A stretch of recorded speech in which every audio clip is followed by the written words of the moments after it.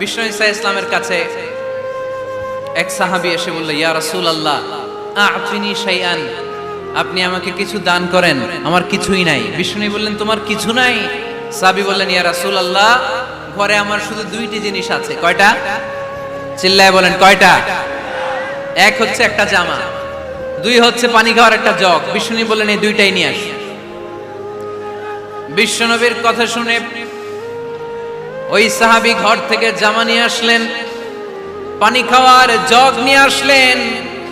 বিশ্বনবী সাল্লাল্লাহু আলাইহি ওয়াসাল্লাম ওনার মোবারক হাত দিয়ে এক হাতে জামা ধরে আরেক হাতে পানির জগটা ধরে সাহাবীদের দিকে উদ্দেশ্য করে বললেন, মাইয়াশতারি হাদাইন, এই দুইটা জিনিস কেনার মতো কে কে আছে দেখি? কয়েকজন হাত তুললো। বিশ্বনবী বললেন, কত দিয়ে কিনবা?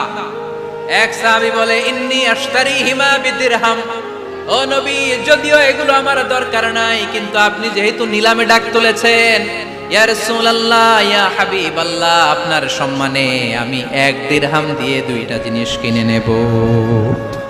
1 দিরহাম, একটা জামা, একটা পানি খাওয়ার জগ, দাম কত? 1 দিরহাম। বিশ্বনবী বললেন, না না, 1 দিরহাম তো অনেক কম হয়ে যায়, মাইয়াজিদু আলা যালিক, এর চেয়ে বেশি দামে কে কিনবা? আরেক সাহাবী হাত তুলে বলতে লাগলো, ইয়া রাসূলুল্লাহ ইয়া হাবিবাল্লাহ ওয়া ইন্নী আশতারিহিমা বিদিরহামাইন, আমি এই জামাটার পানি খাওয়ার জগটা 1 দিরহাম নয় 2 দিরহামের বিনিময়ে কিনতে চাই। বিষ্ণু ঈসা ইসলাম ওই সাহাবাকে দিয়ে দিলেন। দিয়ে 2 দিরহাম নিয়ে যে লোকটা ভিক্ষা করতে এসেছিল তার হাতে 2 দিরহাম দিয়ে বললেন, যাও 1 দিরহাম দিয়ে ঘরে খাবার কিনে দিয়ে আসো, আরেক দিরহাম দিয়ে একটা কুঠার কিনে নিয়ে আসো। শুনতেছেন? কি কিনে নিয়ে আসো? কুঠার দিয়ে কি করে? গাছ কাটে।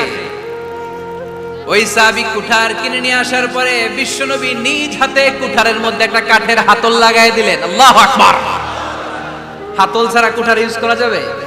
বিশ্বনবী নিজ হাতে ওই কুঠারের ভেতরে একটা হাতল লাগাই দিলেন আর বললেন, লা উরিদু আন আরাকা 15 আইয়াম, এই কুঠার নিয়ে জঙ্গলে যাও, গায়ে অনেক শক্তি আছে, কাঠ কাটো, এই কাঠ কেটে বাজারে বিক্রি করো, সামনের 15 দিন যেন আমি আমার চোখের সামনে তোমার না দেখি।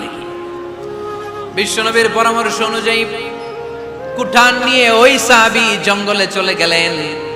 কাঠ কেটে বাজারে বিক্রি করতে করতে 15 দিন পরে 10 দিরহাম নিয়ে বিশ্বনবীর দরবারে হাজির হয়ে গেলেন। 10 দিরহাম নিয়ে বিশ্বনবীর কাছে হাজির হয়ে গেলেন। সাহাবী এসে বলল, ইয়া রাসূলুল্লাহ এখন আর আমার ভিক্ষা করা লাগে না, আমার গায়ে অনেক শক্তি আল্লাহ দিয়েছে, আই এম ভেরি এনার্জেটিক, আপনার দেয়া বরকতের কুঠার দিয়ে আমি কাঠ কেটে কেটে স্বাবলম্বী হতে শুরু করেছি। সুবহানাল্লাহ পড়েন। আমি এখন 10 দিরহামের মালিক। বিশ্বনবী বললেন, লা আইয়াহতাতিবা আহাদুকুম হুজমাতান আলা যাহরিহি খায়রুম মিন আইয়াসআলা শাইআন ফায়ু'তিয়াহু আও ইয়ামনাহু, যাদের গায়ে শক্তি আছে তারা ভিক্ষা না করে কাঠ কেটে পিঠে সেই বোঝা নিয়ে বাজারে বিক্রি করা অনেক ভালো, কারণ কারো কাছে যদি তুমি হাত পাতো সে দিতেও পারে নাও দিতে পারে, আর কষ্ট করলে কষ্ট কোনোদিন বৃথা যায় না। চিল্লায় বলেন ঠিক কিনা? বিষ্ণু ঈসা ইসলামের অনুপ্রেরণায় এই সাহাবা অল্প কিছুদিনের ব্যবধানে স্বাবলম্বী হয়ে গেলেন। What is the moral of the story? বিশ্বনবীর এই প্রফেটিক স্টোরি থেকে আমাদের কি শিক্ষা? লেসন নাম্বার 1, বিশ্বনবী চাইলেই ওই 2 দিরহাম দিয়ে বলতে পারতো, যাও খাবার দাবার কিনে ফ্যামিলিতে দিয়ে আসো। সে ওই 2 দিরহাম নিয়ে খাবার দাবার কিনে ফ্যামিলিকে খাইয়ে রাত্রে আবার ভিক্ষায় নামতো। কথা কন, রাত্রে কি করতো? ভিক্ষায় নামতো। বিষ্ণু ঈসা ইসলাম তাকে কাজ করে খাওয়ার জন্য উৎসাহ দিলেন। পাশাপাশি বিষ্ণু ঈসা ইসলাম পার্মানেন্ট সলিউশন দিলেন। এজন্য পার্মানেন্ট সলিউশনের ব্যবস্থা করতে হবে। অনেকে আমরা যাকাত দেই, যাকাতের শাড়ি দেই, যাকাতের লুঙ্গি দেই, আছে না নাই? লক্ষ্মীপুরে এরকম দেয় নাকি? কি দেয়? হ্যাঁ, গাড়ি, গাড়ি দেয়, শাড়ি না। যাকাতের শাড়ি, যাকাতের লুঙ্গি বলতে কোনো কথা ইসলামে নাই। এগুলো খুব কম দামি শাড়ি, যাদেরকে এগুলো দেয়া হয় তাদেরকে অপমান করা হয়, ঠিক কিনা? আল্লাহ বলেছেন, ওয়ালাকাদ কাররামনা বানি আদম, I have dignified the status of the sons of Adam, আমি আদমের সব সন্তানদেরকে সম্মানিত করেছি। সুবহানাল্লাহ পড়েন। আপনাদের চেয়ে সম্মানিত কেউ আছে? মানুষের চেয়ে সম্মানিত গোটা বিশ্বে আর কোনো মাখলুকাত আছে নাই। এজন্য যাকাতের শাড়ি দেয়া যাবে না, যাকাতের লুঙ্গি দেয়া যাবে না। যাকাতের শাড়ি আপনারা দেখছেন, এটারে একবার ধোয়ার পরে দ্বিতীয়বার পরা যায় না। মশারি কি পাতলা, এর চেয়েও পাতলা। এই জন্য যাকাতের শাড়ি, যাকাতের লুঙ্গি বলতে ইসলামে কোনো পরিভাষা নাই। আপনাকে স্বাবলম্বী করে দেওয়ার চেষ্টা করতে হবে। যারা লক্ষ্মীপুর জেলায় বিজনেস ম্যাগনেট আছেন, তারা একসাথে হয়ে একটা স্ট্রং যাকাত ম্যানেজমেন্ট প্ল্যাটফর্ম করতে পারে, যেখান থেকে আপনারা বিভিন্ন থানায়, বিভিন্ন গ্রামে বাছাই করে করে কিছু ভাইদেরকে যাকাত দিতে পারেন স্বাবলম্বী করার উদ্দেশ্যে। যেই ফ্যামিলিকে আছে, কি নাম এটা, পল্লী উন্নয়ন ক্লাব, মাশাআল্লাহ, যাকাত ফান্ড দিয়ে বিদেশে লোক পাঠায়। এর চেয়ে সুন্দর পদ্ধতিতে যাকাত বিতরণ আর হতে পারে? যেই লোকটাকে, যেই ছেলেটাকে বিদেশে পাঠানো হয়েছে, ওই ফ্যামিলিটা আর কোনোদিন যাকাতের শাড়ি নেওয়ার জন্য লাইনে দাঁড়াবে? যেই ছেলেটাকে ওনারা অস্ট্রেলিয়ান গাভী কিনে দিছে, দুধ বিক্রি করে যেই ফ্যামিলিটা স্বাবলম্বী হতে শুরু করেছে, তারা আর কোনোদিন যাকাতের লাইনে যেয়ে দাঁড়াবে না। এজন্য যাকাত দিতে হবে স্বাবলম্বী করার জন্য।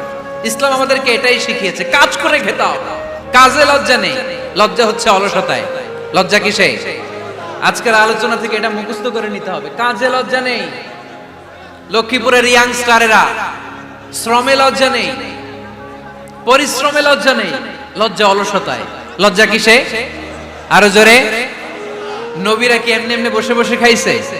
কঠিন পরিস্থিতিতেও নবীরা পরিশ্রম করে উপার্জন করা লেগেছে, ঠিক কিনা? সাইয়েদনা মারিয়াম আলাইহিস সালাম, যার নামে আল্লাহ তাআলা কোরআনে একটা সূরা দিলেন, উনি পৃথিবীতে এমন একজন মহিয়সী নারী, যেই নারীর গর্ভে, যেই নারীর পেটের ভেতরে স্বামীর স্পর্শ ছাড়া সন্তান দিয়েছে কে? সাইয়েদনা ঈসা আলাইহিস সালাম পেটে আসলেন। মারিয়াম আলাইহিস সালাম লজ্জা পেলেন। হায় হায়, কেমন করে এলাকাবাসীদের কাছে আমি আমার মুখ দেখাবো? বিয়ে করি নাই, স্বামী নাই, বিয়ে হয় নাই, স্বামী নাই, কিন্তু পেটে সন্তান চলে এসেছে। হায় হায়, এলাকায় কেমনে মুখ দেখাবো? লজ্জায় পড়ে মারিয়াম আলাইহিস সালাম এলাকা থেকে চলে গেলেন। কি অবাক করা কাণ্ড! বাচ্চা ভূমিষ্ঠ হওয়ার জন্য, বড় হওয়ার জন্য 6 মাস 7 মাস লাগে নাই, পেটে বাচ্চা আসার সাথে সাথে বাচ্চাটারে বড় করে দিয়েছে কে? সাইয়েদাতুনা মারিয়াম আলাইহিস সালাম এবার বসে পড়লেন, বুঝতে আরম্ভ করলেন প্রেগন্যান্সির পেইন উঠেছে। হঠাৎ করে পেট থেকে বাচ্চা ভূমিষ্ঠ হয়ে যাওয়ার পরে উনি কাঁপতে আরম্ভ করলেন। ক্ষুধার চোটে খাবার কিছু নাই, সামনে ঝর্ণা, উপরে একটা খেজুর গাছ। সাইয়েদনা ঈসা আলাইহিস সালামকে কোলে নিয়ে মারিয়াম আলাইহিস সালাম মনে মনে ভাবে, হায় রে, কেউ যদি একটু খেজুর পেড়ে দিত, এই ক্ষুধার মুহূর্তে আমি খেজুর খেয়ে পেটের ক্ষুধা নিবারণ করতাম। রব্বুল আলামিন মারিয়ামকে উদ্দেশ্য করে আয়াত নাজিল করে দিলেন, ওয়া হুজ্জি ইলাইকি বিজিযিন নাখলাতি তুসাকিত আলাইকি রুতাবান জানিয়া। কোরআন সাক্ষী, হুজ্জি ইলাইকি বিজিযিন নাখলা, এর মানে হচ্ছে মারিয়াম, কেউ পেড়ে দিবে না, একটু কষ্ট করে হাতটা উঁচু করে খেজুরের ডালা ধরে ঝাঁকুনি মারো, টসটসে কাঁচা পাকা খেজুর নিচের দিকে পড়বে, তারপর তুমি তুলে খাবে। সুবহানাল্লাহ পড়ে। আল্লাহ চাইলে অটোমেটিক্যালি কারামাত হিসেবে খেজুরগুলো নিচে ফেলতে পারতেন না? কথা কোন? খেজুরগুলো অটোমেটিক্যালি নিচের দিকে পড়ছে? পড়ে নাই। আল্লাহ শিক্ষা দিয়েছে, যেই পরিস্থিতিতে থাকো না কেন, তোমাকে শ্রম ব্যয় করে, কষ্ট করে তোমার উপার্জন করতে হবে, রিজিকের বন্দোবস্ত করতে হবে। চিল্লায় বলেন ঠিক কিনা?